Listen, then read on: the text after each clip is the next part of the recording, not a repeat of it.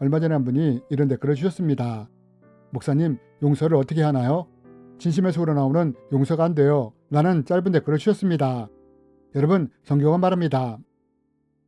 서서 기도할 때에 아무에게나 혐의가 있거든 용서하라. 그리하여야 하늘에 계신 너희 아버지께서도 너희 허물을 사하여 주시리라 하시니라. 여러분, 성경은 분명하게 아무에게나 혐의가 있거든 용서하라고 말을 합니다. 그렇다면 여러분, 성경은 이렇게 말하는데 나는 솔직히 진심에서 우러나오는 용서가 안 되는데 그럼 이럴 때 우리는 어떻게 해야 할까요? 이번 시간에는 성경이 우리에게 바라는 용서는 어떤 용서인지, 또 우리는 이 용서를 어떻게 할 수 있는지에 대해 함께 나누기 원합니다. 오래전 치유사역을 진행할 때의 일입니다. 치유사역을 하면서 용서의 시간을 가졌습니다. 이때의 시간을 정말로 힘들어하는 부부가 있었습니다. 그래서 그 이유에 대해 물었습니다. 그러자 남편이 이렇게 말을 하는 것이었습니다. 자기에게 4살 된 아들이 하나 있었다고 했습니다. 아이가 집 앞에서 놀았는데 마침 거기에 트럭 한 대가 주차되어 있었다고 했습니다. 그런데 잠깐 한눈에 파는 사이 서 있던 트럭이 후진하게 되었고, 그때 소리를 질렀는데도 트럭은 후진을 했고 그 바퀴에 아들이 깔려 죽는 것을 직접 보게 되었다고 했습니다. 그러면서 이분은 지금도 자기는 그 트럭 기사가 용서가 안 된다고 말을 하는 것이었습니다. 여러분, 만약 입장을 바꿔 생각해 본다면 이때 우리가 이런 사람을 진심으로 용서할 수 있을까요? 아마 이것은 거의 불가능한 일일 것입니다. 그런데 성경은 아무에게나 혐의가 있거든 용서하라고 말을 한다는 것입니다. 그러면 여러분, 우리는 진심에서 우러나오는 용서가 되지 않는데 이럴 때 우리는 어떻게 해야 할까요? 이제부터 이에 대해 말씀드리기 원합니다. 여러분, 먼저 우리가 알아야 할 것 중에 하나는 성경에서 우리에게 바라는 용서는 진심에서 우러나오는 용서가 아니라는 것입니다. 여러분, 내 자식을 자동차 바퀴로 깔아뭉개 죽인 운전사를 어떻게 진심으로 용서할 수 있겠습니까? 그것도 내 눈앞에서 이런 일이 일어나는데 말입니다. 그럼 성경이 우리에게 바라는 용서는 무엇이냐? 성경의 용서는 내 마음에서 절대로 용서하고 싶지 않을지라도, 진심이 전혀 우러나오지 않을지라도 하나님 때문에 용서를 선택하는 것입니다. 나에게 상처를 준 사람에 대한 분노와 미움이 치밀어 오를 때 미움을 곱씹는 것이 아니라 이것을 그대로 하나님께 토설하며 내 안에 분노와 미움을 하나님께 내려놓는 것입니다. 그러면서 나에게 상처를 준 사람에 대해 용서하는 것입니다. 그 사람이 저를 어떻게 했는데요? 그 사람 때문에 내 인생이 얼마나 힘들었는지 아십니까? 라며 왜 용서할 수 없는지를 항변하는 것이 아니라 이런 분노와 미움을 하나님 앞에 내려놓는 것입니다. 하나님, 솔직히 저는 그 사람 때문에 마음이 너무 힘들고 어렵습니다. 하지만 제가 하나님을 사랑함으로 제 마음의 분노와 미움을 하나님 앞에 내려놓습니다. 하나님, 저를 힘들게 한 그 사람, 나에게 상처 준 그 사람을 용서합니다. 라며 용서를 선택하는 것입니다. 여러분, 이것이 바로 성경이 우리에게 바라는 용서라는 것입니다. 아무에게 혐의가 있을 때 그 사람에 대해 용서를 선택하며 분노와 미움을 하나님께 내려놓는 것입니다. 그렇다면 여러분, 왜 우리는 억지로라도 이렇게 용서를 선택하며 나가야 할까요? 그것은 이런 이유들 때문입니다. 첫 번째 이유는 우리가 용서하지 않고 분노와 미움을 계속해서 쌓아놓을 때 이로 인해 우리의 기질이 쉽게 분노하는 기질이 되기 쉽기 때문입니다. 여러분, 우리는 이것을 성경을 통해서도 볼 수 있지 않습니까? 사무엘상 17장에 보면 다윗이 골리앗을 이기는 장면이 나옵니다. 그러자 이것을 안 사람들이 뭐라고 노래를 부르기 시작했습니까?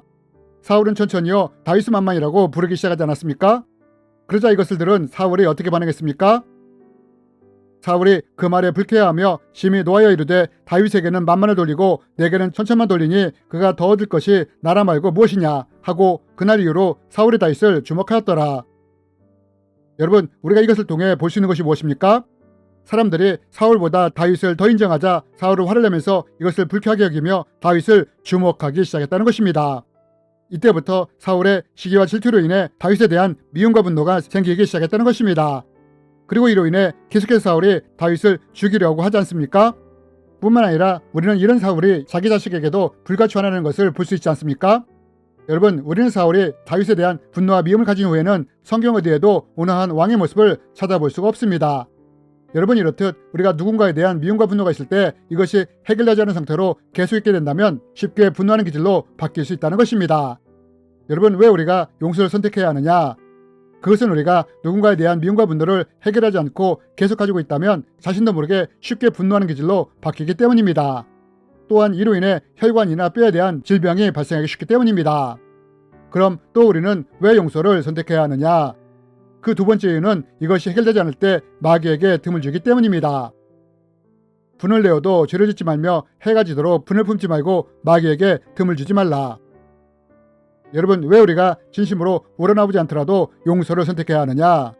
왜냐하면 우리 안에 해결되지 않은 분노와 미움이 마음의 쓴뿌리로 심겨질 때 이것을 통해 마귀가 틈을 잘 수 있기 때문입니다. 여러분, 사람들은 말합니다. 그 인간이 나한테 어떻게 했는데요? 저는 그 인간은 씹어먹어도 분이 풀리지 않을 겁니다. 이러면서 왜 자신이 용서할 수 없는지에 대해 말을 할 수도 있습니다. 그러나 만약 이렇게 계속 미움과 분노를 마음에 품고 있게 된다면 어떻게 될 수 있느냐? 이런 상처의 틈을 통해 악한 영이 침투해 들어올 수 있다는 것입니다. 이에 대해서는 이미 악한 영이 침투하지 못하도록 마음의 틈을 막는 방법 영상편에서 자세히 다루어 놓았으므로 이것을 참조해 주시기 바랍니다. 여러분, 트럭 바퀴에 아들이 깔려 죽는 것을 본 아빠는 트럭 기사를 용서할 수가 없었습니다. 그러나 이분에게 하나님이 바라시는 용서가 무엇인지에 대해 설명을 드리자 이분은 이것을 듣고 하루 꼬박 고민하기 시작했습니다. 그러면서 다음날 결단을 하셨습니다. 그 트럭 기사를 용서하기로 선택한 것입니다. 진심으로 우러나올 때까지 기다린 것이 아니라 용서를 선택하며 하나님 앞에 나간 것입니다. 하나님, 저는 지금도 그 사람이 밉습니다. 그 인간을 생각하면 분노가 치밀어 오릅니다. 그러나 제가 하나님을 사랑함으로 이제 이런 저의 분노와 미움을 하나님께 내려놓습니다. 그리고 그 사람을 용서합니다. 축복합니다. 라며 용서를 선택한 것입니다. 그러자 이때 어떤 변화가 일어나게 되었느냐? 나중에 이분은 이때 상황을 이렇게 설명하셨습니다. 용서를 선택하며 미움과 분노를 내려놓는 순간 자기 안에 뭔가 묵직하게 묶여있던 무엇인가가 풀어지며 몸도 마음도 가벼워지고 자유로워지는 것이 느껴졌다고 했습니다. 이것이 바로 그분이 용서를 선택했을 때 경험했던 것이었습니다. 진리가 이분을 자유케 한 것입니다. 그리고 여러분, 또 우리가 이와 함께 용서에 대해 알아야 할 것이 하나 더 있습니다. 그것이 무엇이냐? 트럭 기사를 용서했던 분은 미움과 분노를 내려놓았을 때 그 순간 자유로움을 경험했습니다. 하지만 오히려 용서를 해도 다음날 다시 분노와 미움이 올라오는 경우가 더 많다는 것입니다. 그럼 이럴 때 우리가 어떻게 해야 하느냐? 저는 한 사람을 용서하는데 6개월이 걸린 적이 있습니다. 용서했는데도 다음날 또 분노와 미움이 올라오는 것이었습니다. 이때 제가 어떻게 했느냐?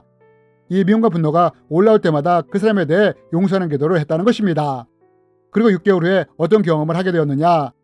여전히 그 사람에 대한 상처의 기억이 있지만 더 이상 미움이나 분노가 올라오지 않게 되었다는 것입니다. 여러분, 성경이 우리에게 바라는 용서란 무엇이냐? 진심으로 마음이 우러나올 때 용서하는 것이 아니라 하나님 때문에 용서를 선택하는 것입니다. 하나님 앞에 나아가 내 미움과 분노를 내려놓는 것입니다. 그리고 이러한 용서를 언제까지 해야 하느냐? 더 이상 그 사람에 대한 미움과 분노가 올라오지 않을 때까지 하는 것입니다. 그리고 이것이 바로 하나님이 우리에게 바라시는 용서라는 것입니다. 주님의 이름으로 여러분을 축복합니다.